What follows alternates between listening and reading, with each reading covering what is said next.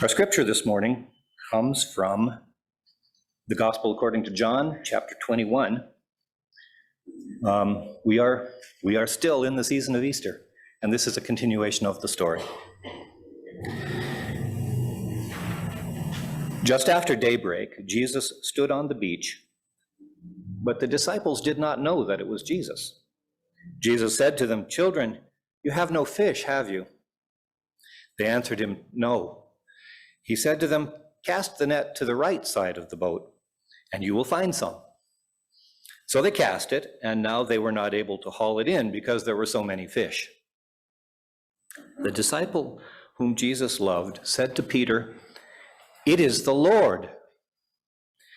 When Simon Peter heard that it was the Lord, he put on some clothes, for he was naked, and jumped into the sea. But the other disciples came in the boat, dragging the net full of fish, for they were not far from the land, only about 100 yards off. When they had gone ashore, they saw a charcoal fire there with fish on it and bread. Jesus said to them, "Bring some of the fish that you have just caught." So Simon Peter went aboard and hauled the net ashore, full of large fish, 153 of them. And though there were so many, the net was not torn. Jesus said to them, "Come and have breakfast." Now none of the disciples dared to ask him, "Who are you?" because they knew it was the Lord. Jesus came and took the bread and gave it to them, and did the same with the fish. This was now the third time that Jesus appeared to the disciples after he was raised from the dead. Here ends this morning's reading. Well, I see that I forgot one very important detail when I wrote my sermon, and that's John jumping into water. Totally blanked on that. Repressed, perhaps? I don't know. But well, if you all have any thoughts on that, bring them to me. This passage in the Gospel of John opens with Jesus standing on the shore at dawn and calling to his disciples out fishing from their boats. He calls to them asking if they've caught any fish. And when they say no, he advises that they cast their nets on the right side of the boat. Now they catch an abundance that is almost more than they can handle. We're told there were 153 fish. Kind of reminds me of our counting of the Easter eggs. You know, it's like exact number, 153, huh? Including such an intentionally specific number in this story, of course, piques our curiosity. Some commentators have suggested that, and boy, there is a long, and I wish I'd talked to some of you math guys. There's a long thing on it on the computer about numerology and about, well, let me tell you what I know. Some commentators have suggested that this number was used because it was considered to be the number of varieties of fish at the time. With the frequent analogy between fish and people, perhaps it was a way to symbolize the inclusiveness of all races and religions, all of us, the entirety.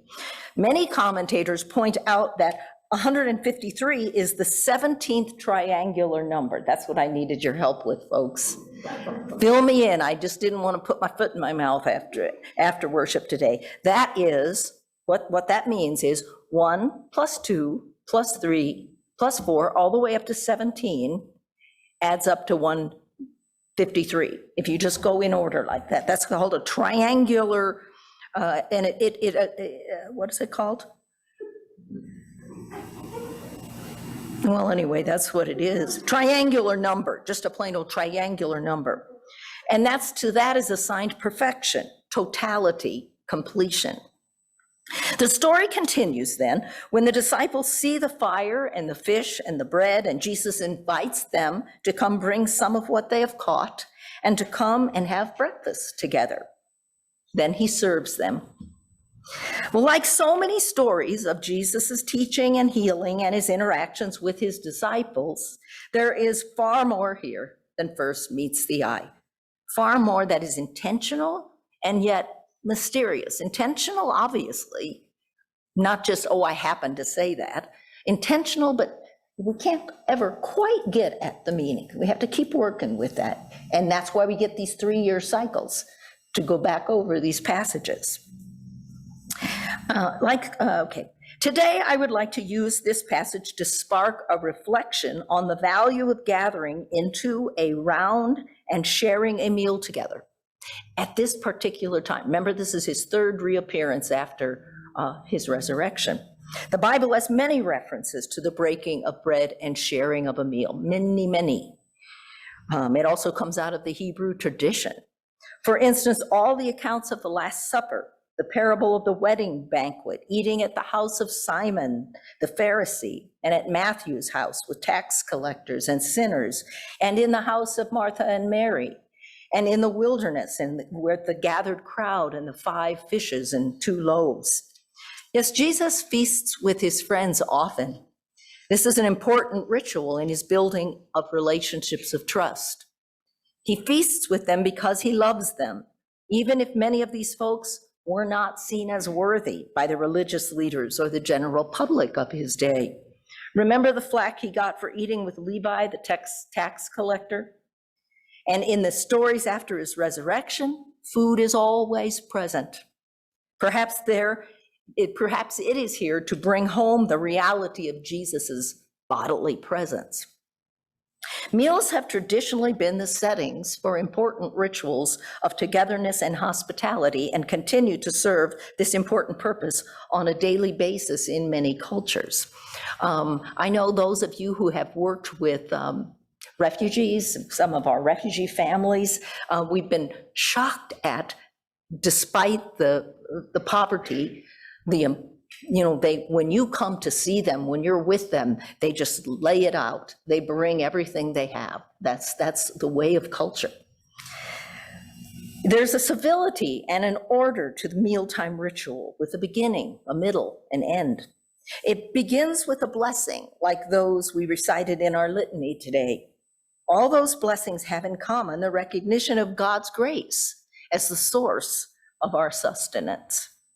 At mealtime, people traditionally sit down together and wait for each other to begin.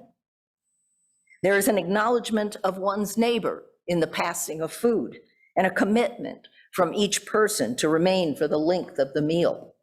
Does that sound familiar? In the Western world today, family mealtime ritual has taken a beating. First place, we don't reserve that time. People can schedule right over it, just like they schedule over Sunday morning, right? They schedule over it.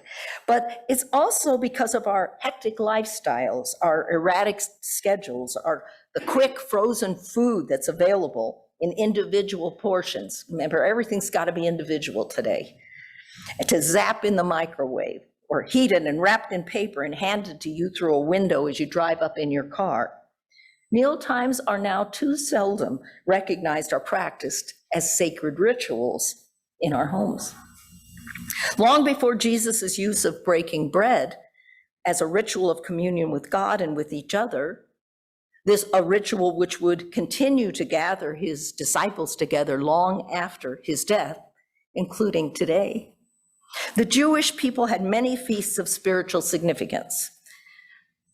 The Feast of Unleavened Bread, the Feast of Weeks called the Harvest Festival, the Feast of Booths or Sukkoth. They were all agricultural feasts, which makes sense with an agricultural people, which gave thanks for God's blessing given in the fruits of the harvest. Old Testament books of Psalms and Proverbs, Deuteronomy, Isaiah, Ecclesiastes, they all speak frequently of food. So I guess the takeaway here is don't read the Bible if you're hungry. No, just kidding. Of the blessing of food, of the ritual use of food, of the necessity of hospitality, of the prohibitions around food, and the sharing of food with the poor as a compassionate responsibility. We are very aware of the prohibitions. They kind of are made fun of at times, aren't they, in the Bible around certain foods, and of the strict, rather strange guidelines for preparing and eating food, which Jesus debunked a little bit in his talk. Like, don't get too hung up about, what you eat, that's what comes out of your mouth. But we may not realize how joyfully the Bible texts speak about the pleasures of food. A verse from Ecclesiastes says this: I know there is nothing better for people than to be happy and to enjoy themselves as long as they live. Moreover, it is God's gift that all should eat and drink and take pleasure in all their toil. Jesus came under fire from the somber religious authorities for his enthusiastic enjoyment of food and wine and laughing and eating with his friends. As Andre Simon wrote in the concise encyclopedia of gastronomy,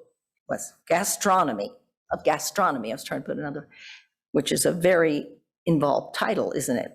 Bread, wine, and oil, that blessed trinity of the kindly fruits of the earth, bread, wine, and oil, have been ever since biblical times the symbol of peace and plenty, the reward promised by the angels in heaven to those of goodwill upon the earth. The Bible makes it clear that food nourishes more than the physical body, that eating and rituals around eating nourish the spirit and feed the soul. This is where I'd love to stop, except the sermon's too long to begin with, and ask how food has factored in your lives. Some of the most wonderful occasions, maybe we can share that afterward.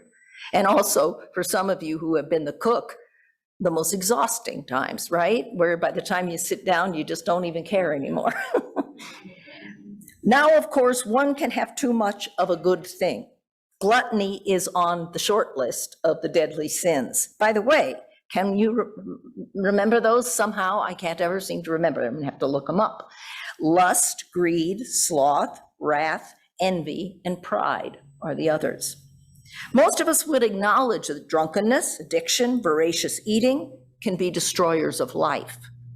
In fact, the Bible speaks eloquently of this in Proverbs. Give me neither poverty nor riches. Feed me with the food that I need, or I shall be full and deny you and say, who is the Lord? Food is a blessing to be enjoyed, but when we lose our understanding of our healthy relationship to it, which is grounded in gratitude, we end up devaluing it, each other, and ourselves. The book of Acts describes the meal times of early Christians with these words: they had their meals together in their homes, eating with glad and humble hearts, praising God and enjoying the goodwill of all the people. In these agape meals, eating together became a sacred occasion, a time for bonding. In fact, the word companion, we know that come word I talk about, that root means with, right? Companion comes from the Latin cum, with, and panis, or bread. People who break bread together with those they trust, people do break bread together with those they trust. And in the breaking of bread and the sharing of meals, they build trust. When we stand by the kitchen counter or slouch in front of the television, gobbling down our food, it takes a toll on us, both in terms of our health and our family and our community life. Hey, I gotta tell you, I love that moment. Steve's teaching a class, it's just me. I go in the kitchen, I get my food, I go upstairs and I watch something wonderful, and just sit there by myself, eating, watching TV. I'm not putting it down, but we approach too much of what we do in our lives with callous mindlessness about its history, its beauty, its value, its meaning, its effect on us, its justice toward others, its effect on the environment. The issues around the growing, the transporting, the pricing of foods, and the efforts to create the capacity to feed multitudes, they go beyond the scope of my knowledge and certainly of this sermon. But this very basic and central aspect of human life and civilization certainly seems to be worth our reflection.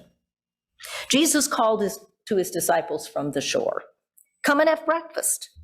He took the bread and the fish he'd prepared over the fire, he gave it to them, and then they knew it was him. These friends ate together, enjoying each other and the pleasures of food, coming together, can you imagine, in the early morning, in trust and love as companions.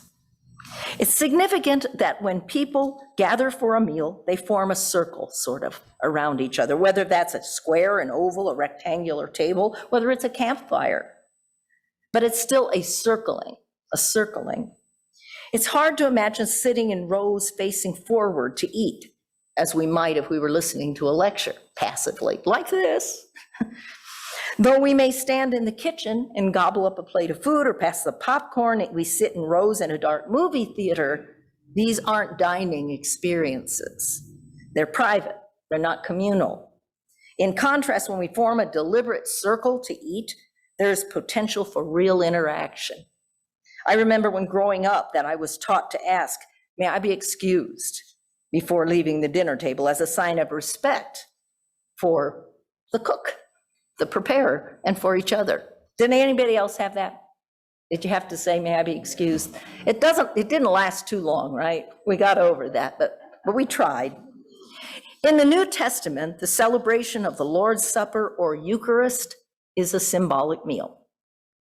But it became a symbol of unity in the faith, a symbol that's been carried down through the generations. The word Eucharist comes from the Greek word Eucharistia, which means gratitude.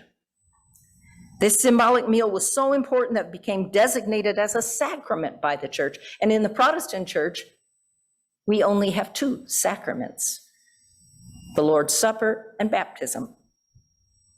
The service of communion, which we will celebrate this morning, is a meal of inclusiveness, where all are welcome to come to the table.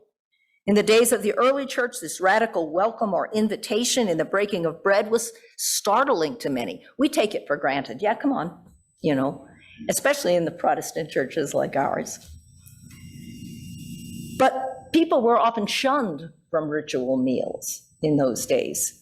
These people, descendants sometimes of invading forces who did not practice the law, but they shared the land. Now their descendants shared the land with the people, the Hebrew people, were called Am Haaretz, which means he who does not eat his bread in a ritual state of cleanliness. So those strangers, those people that weren't welcome at the ritual meal, their radical welcome at the Lord's table made these strangers, Am Haaretz, into companions, ones with whom bread is broken. If we take in communion's full impact, which some of us, it's really hard to do that, isn't it? Sometimes our minds wander, we're not sure why we're doing it. But if we can take in its full impact, this symbolic ancient meal can bond us together with other Christians around the world and to call us to compassion for the world's poor and those who presently have no table. So just one more little thing, bear with me. It's a Greek word which was used throughout the Gospels, and they give you the phonetic spelling, and it was splanch nis esthai, which means a churning of the insides. It's a verb used when the Good Samaritan is moved with pity for the sick stranger on the road. Splanch nis esthai. It's also the verb used when Jesus is moved to compassion for the hungry people on the Galilean hillside who have come to hear him speak. Splanch nis esthai. It's not a word that speaks only of a sense of duty toward another, but of a compassion toward him so powerfully that it actually moves the gut. That's another thing I'd love to, in a very small group, share experiences where you feel your gut moved by some emotional experience. Perhaps today, as we approach the table and the breaking of the bread, we can be reminded of the depth of compassion that was ritualized in Jesus's Last Supper with his friends. A depth of compassion which moves the gut and with which we who share this meal today are being charged to live out in our own lives. A depth of compassion which allows a glimpse of shalom in a troubled and often cruel and lonely world. Amen.